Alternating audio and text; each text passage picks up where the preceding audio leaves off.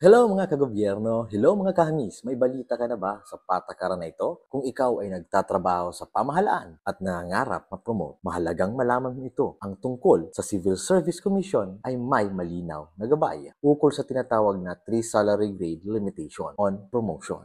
Kahamis Lodge, sa'yo laging totoo, nagbibigay ng update, never fake, laging buo sa Department of Education, say my say, kwento ng mga pagbabago, walang paya, always on display, hilfak sa mga issue, hindi nagtatago, binubuksan ng mga mata sa lahat. Pero ano nga ba ito at paano kung gusto mong tumaas agad ng 3 antas sa sahod? Tara, alamin natin. Noong July 7, 2016, inilabas ng CSC ang Memorandum Circular No. 18 Series of 2016 kung saan itinakda ang gabay sa promosyon ng mga kawani sa gobyerno. Isa sa pinakatampok dito ang 3 salary grade limitation. Ibig sabihin, sa normal na kalakaran, hindi pwedeng ma-promote ang isang empleyado ng lampas sa 3 salary grade. Pero huwag mag-alala, may mga exemption sa patakaran na ito at ito ang mga dapat mong malalaman. Una, kung ang posisyon ay next in rank at nakasaad ito sa inyong System of Ranking Position o SRP, pwede itong i-promote kahit lampas sa 3 salary grade. Pangalawa, kung ang position ay loan or entrance position, ibig sabihin, ito lang ang ganoong posisyon sa agency, wala nang iba. Pangatlo, kung ito ay mahirap punuan, gaya ng mga accountant, IT officer, medical specialist,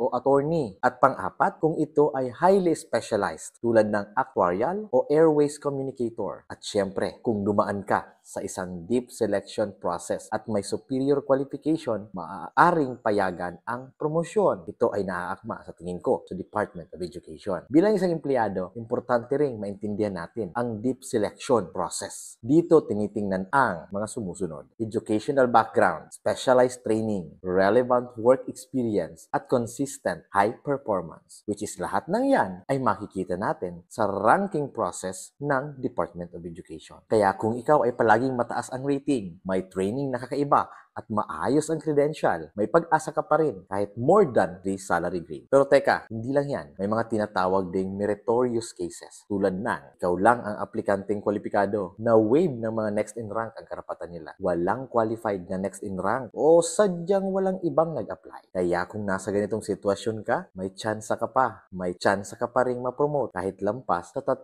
salary grade. Ngunit tandaan, ang patakaran ay para lang sa promosyon. Ngunit tandaan, ang patakaran ay para lang sa promosyon within the same agency. Hindi ito saklaw kung transfer na may kasamang promotion. Basta dumaan sa deep selection. Reappointment mula non-career to career. Re-employment. Reclassification of position. Ang layunin ng patakaran na ito ay hindi para pigilan ang promosyon, kundi para masiguro ang fairness at merit-based selection. Sa totoo lang, kung walang ganitong guideline, baka mayroong favoritism o palakasan. Pero kung may malinaw na proseso, mas tumataas ang tiwala ng publiko sa sistema.